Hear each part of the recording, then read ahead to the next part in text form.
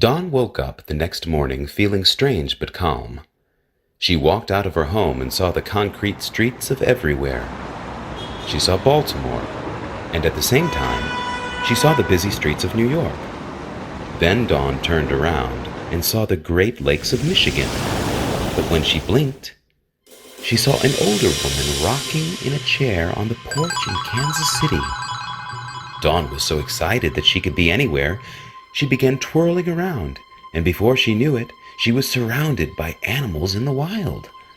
She laughed as she kicked her feet and watched the dirt fly up in the air, when she was startled by a mother cheetah walking by. Dawn began to slowly walk, approaching her, and before she knew it, she felt a mist in her face. She raised her hands and felt the damp leaves on a tree, and she realized she was in the Amazon rainforest. She smiled as she watched a monkey swing from limb to limb. Where to next? Dawn closed her eyes, and when she opened them, she was at the top of the Eiffel Tower. She looked down and watched friends and lovers walking about.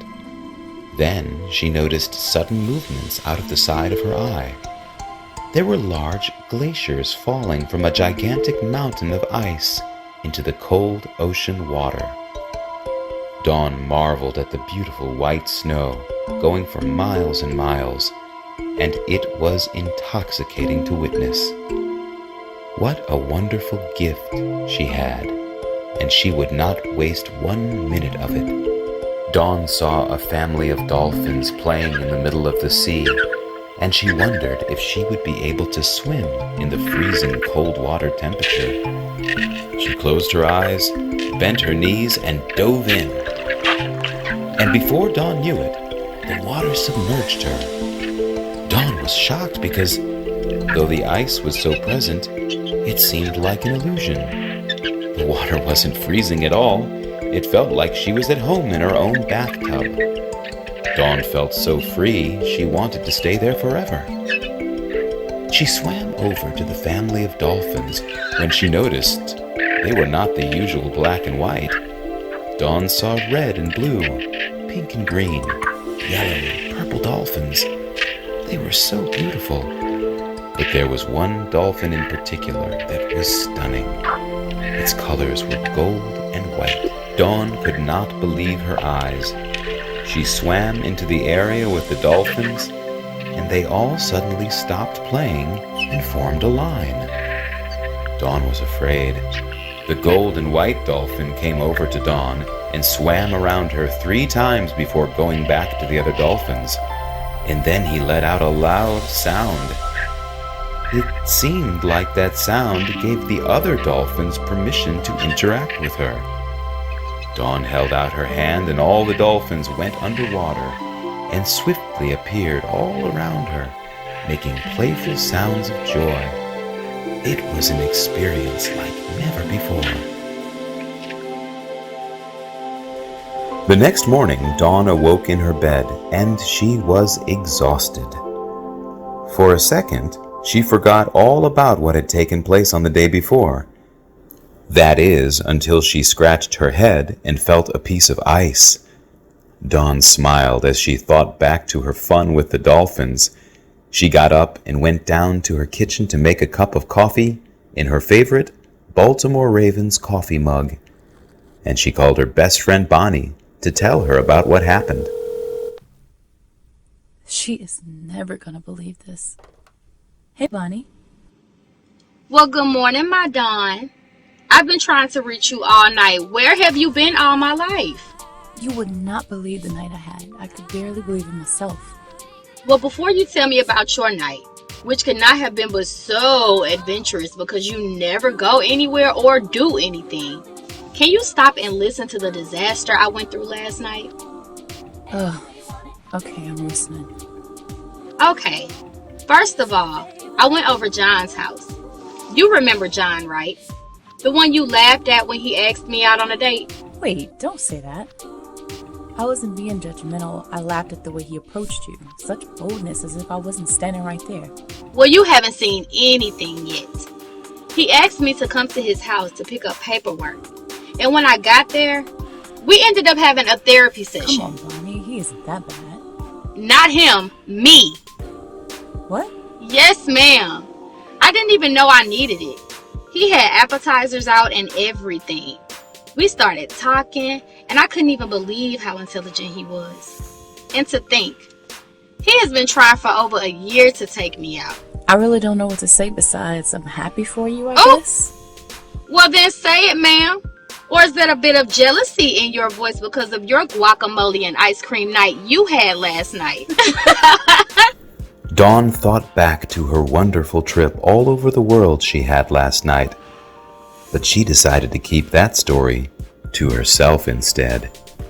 Look, I truly am happy that you had a wonderful night and found a new friend, Bonnie. And yes, I absolutely enjoyed my guacamole and ice cream night. But you forgot one thing, though. I also watched a great movie. After her call, Dawn paced her kitchen floor. She walked back and forth, wondering why she didn't confide in Bonnie. Why didn't I just tell her? I called to tell her and I punked out. She probably wouldn't believe me anyway. Bonnie isn't the most spiritual person. Truth is, sci-fi freaks her out. Shoot, 9 o'clock already? I haven't even got my lunch together for work. I've been so wrapped up in Mother Dawn, I forgot Dawn has to work for a living. Dawn grabbed a piece of toast and her coffee and rushed out of the door to work. As she reached for the door, she began to wonder what she would see. She opened it slowly and peeked around the edge to get a glimpse. And what she saw, she could not believe. Oh my goodness, look how dirty my steps are. First thing I need to do before I visit another country or planet is wash my front steps. Dawn looked all around and saw what she had seen all her life, the beautiful streets of Baltimore, as she rushed to her car to leave. I have no idea how this gift works or how to activate it, but I can't focus on that now. I have to get to work. Dawn rode to work in silence, amazed at how there wasn't any traffic on the roads. She pulled up to her job and luckily got to park right in front of the building. Wow, things are looking up and I love it. Dawn worked at the Holdwell Health Corporation for 5 years as an administrator. She loved her job, but she had always felt like something was missing. Just as Dawn went to grab the door handle, her telephone rang. Hello? Hey, baby. How's Mommy's favorite girl? Good morning, Mom. I'm fine, but... Sweetie, I wanted to know how your date went yesterday. My what? Your date? Didn't you tell me you had a date with a young man you met at work? Dawn then just remembered accepting a date with a coworker that she had totally forgotten about. Shoot. What do I do now? I couldn't possibly tell him I missed our date because I was floating through space and received the power to transport all around the universe and protect the world from evil dangers, right? Honey, are you okay over there? Who went to space and is in danger? Mom, I have to go. Dawn hung up the phone and rushed into the building. She swiftly walked into the employees' lounge and opened the fridge. When she remembered, she didn't bring any lunch. Oh, shoot! No lunch. Now I have to starve too? Today started off so good, but it's taken a drastic turn. Hello, Dawn. Dawn stood there stunned, mouth wide open, her heart pounding fast, unable to say a word. Dawn, are you okay? Mike, I wanted to apologize about last night. I had an Dawn, emergency and... it's okay. Maybe a rain check. Wow. Thank you for being so understanding. I would love a rain check, Mike. Well, how about I cash that check in today? Huh? I just overheard you saying you left your lunch. So how about you make it up to me by being my lunch date? Dawn was very nervous about this proposition, but then she remembered that lonely piece of wheat toast that she had with coffee this morning, and her mind was made up.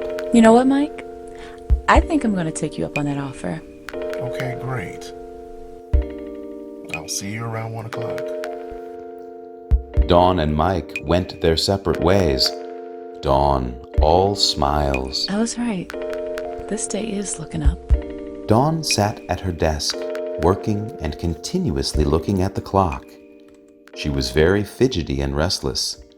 She began to feel very anxious about her lunch date, but she thought the feeling might pass. Mike walked over to Dawn's desk. He could see that she was uneasy. Dawn, are you okay?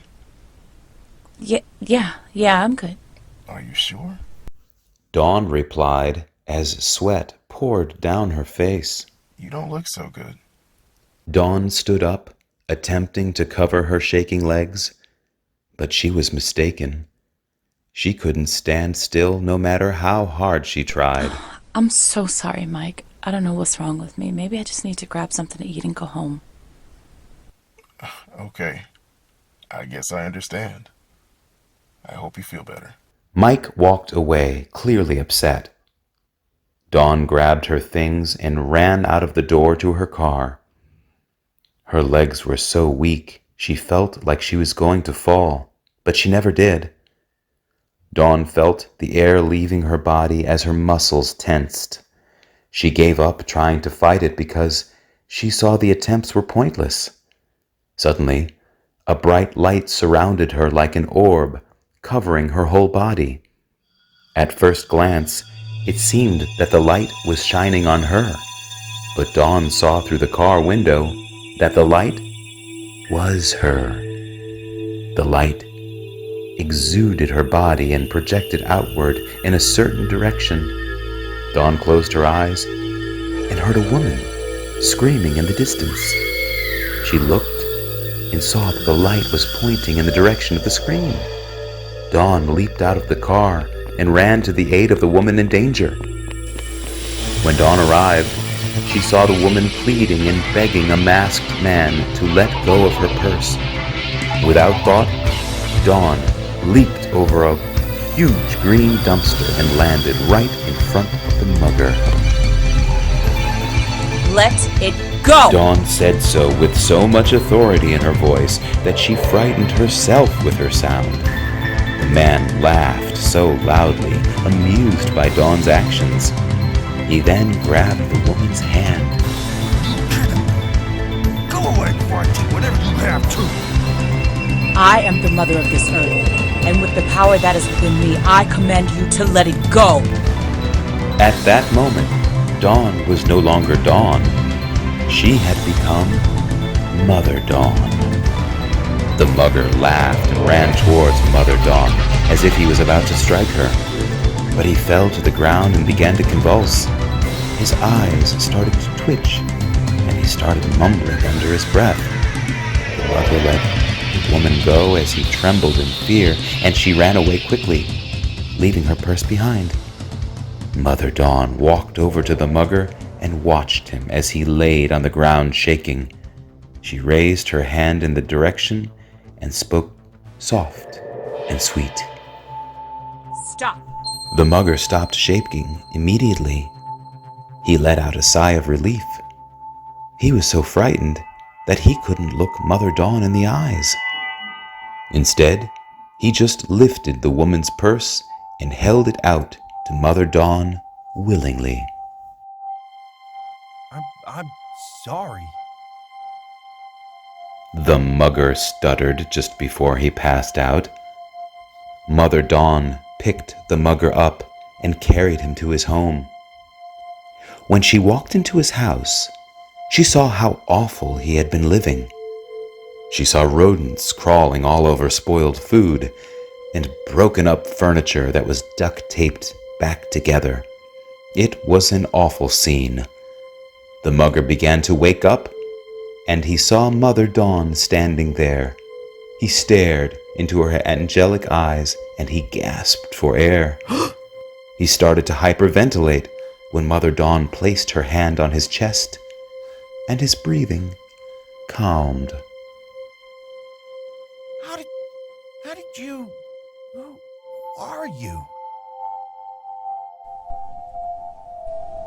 I am Mother Dawn, mother of this earth. I am and will always be everywhere and nowhere. Sleep, child, and from this day forth, bring peace and joy, not fear and pain. If not, what was once a story of the past will again be a story of the present, but with a very different ending. Mother Dawn went to leave the mugger's home when she saw a mound of unpaid bills sitting on the table. She looked around at the horrible condition of the home again, and she wondered if this was the reason for the mugger's desperate actions tonight. Mother Dawn raised her hand and waved it across the papers, and suddenly the red delinquent bills all read, "Paid in full." She then turned and blinked her eyes, and just like that, the home was spick and span. She opened the fridge, and it was filled with food to last him for months. Her job was done. She walked out of his door, and she heard in the wind the sound of a woman weeping. She remembered that sound. It was the woman she had just saved. Mother Dawn went to the woman's home and rang the doorbell, but the woman did not answer. She closed her eyes and began to whisper to the woman. Oh, dear sweet girl, don't be afraid. The pain is gone and you are okay. You're stronger than you think. By the time you open your eyes, it will be as if trouble never existed. The woman got up from the floor. She yawned and stretched like she was just waking up from a good nap. She looked around confused as to what was happening. Oh, that's right. I was looking for my purse. Where did I leave it? The woman looked all around and then walked into another room, and there was her purse sitting on a table. Mother Dawn walked the streets of Baltimore pondering over what had just taken place, not understanding how she knew to do some of the things she had done. What if I had jumped and fallen on my face? What if I would have threatened that man and he didn't back down? As these thoughts quickly entered Dawn's mind, she was interrupted by the stoplights flashing both red and green. Then she saw it, the beautiful green garden, and even though it was covered with earth, it was just beautiful.